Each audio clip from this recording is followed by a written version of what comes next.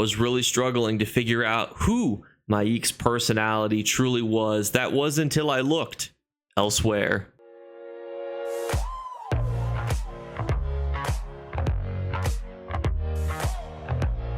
What's going on, YouTube? So today we've got one of the most interesting characters, Maik the Liar, and we're going to talk about one of the most interesting theories that I've ever heard, and we're going to expand upon it based on information and other people's theories and combine them all together. What are we talking about though? Maik the Liar. He's a character that has been in every single Elder Scrolls game since Morrowind, including the Elder Scrolls Online, with interesting dialogue that gives us just little bits and sprinkles as to who he really is. But instead of him just being a fourth wall breaking, interesting character, today the theory that we're going to be talking about makes him one of the most powerful characters ever to exist.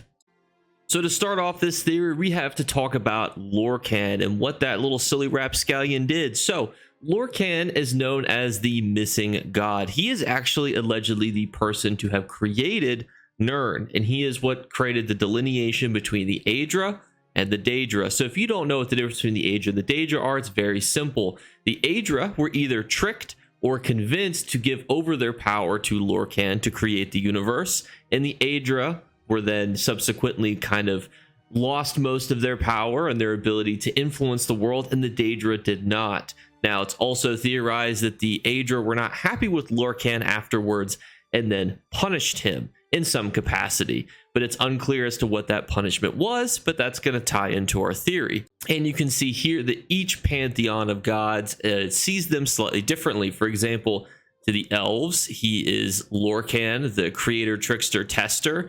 They talk about the heart of Lorkhan, how that created the tribunal, Dagroth. And the Nords, he is Shor, a warrior king. Amongst Cyrodiilics, he is Shelzar, the spirit behind humankind's undertaking. To the Bretons, he is Shor, the bad man for all strife. The Khajiit, he's Lorkhaj. Similar, he was tainted by the great darkness. And among Yodakins, he is Sep, the snake. Initially a helper of the Tal Papa, chief of gods, he was driven crazy by hunger and convinced the other spirits to create the world instead of relying on the walkabout. He was punished, but still tries to upset mortals trying to enter the far shores. It's interesting, though, as they talk about something called the walkabout. But let's talk about what's alleged to have happened to Lorkhan. Because he tricked the Aedra, he has alleged to have gone missing. They punished him, cut him out of the pantheon of gods. What then happened is a bit of a mystery. However, the leading theory is he was sent to Nirn, which is the continent that the games take place on, as punishment.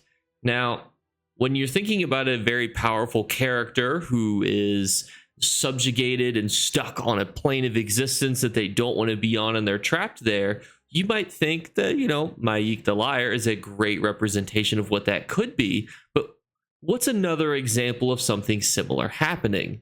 And the answer is actually relatively straightforward. And when you draw this comparison, I think it becomes even clearer. And when you look at the parallels between the situation that Lorkhan faced for creating the universe, and then you look at the situation that Sheogorath had when he was originally Jiggalad and then was therefore punished by being too powerful by all of the other Daedric standards, they essentially crippled him by creating him into a madman. So this is actually par for the course. It's believed that you can't necessarily kill or remove a Daedric prince, or potentially even the Aedra. You have to kind of nerf them. You have to remove their power and make them into something different. And I think that's where we get to back to our big boy, Maik. Because when you look at Maik as the Aedric version of what happened to Sheogorath, it becomes a little bit more of this is a relatively straightforward theory, because Maik has appeared essentially in every game since Morrowind. Now, people have thought that he was just some sort of Easter egg or come from a long line of Maiks. But when you think about the fact that he has to lie, he is essentially potentially even a madman or a crazy person, the punishment that he faces is very similar to the punishment that Sheogorath faced, except that Maik's is essentially worse because he created mankind, and now he has to go around and essentially lie to them about who he is, what he does, and everything that goes on around him, which would be the worst punishment that you could do to the god of creation, which is similar to what happened with Sheogorath. He was Jiggalad, which was order, the Daedric Prince of Order. Then becoming the Daedric Prince of Madness was the polar opposite. So it makes sense for them to punish Lorkhan in this way. And to put the cherry on top for this theory, Lorkhan's punishment is described that he is punished to walk Nirn for many phases, which is exactly how the Khajiit themselves described it. Makes perfect sense that Lorkhan would be punished into the body of a Khajiit. He's described as the trickster god for tricking the other gods. In the eyes of the Khajiit, he then himself becomes a Khajiit and then has to walk for many moons. It's the perfect theory, in my opinion, that explains how we can have a reoccurring character, because the timeline between Morrowind and Skyrim is about 1,000 years. So it's very unlikely that we are going to see any reoccurring characters amongst all of those games.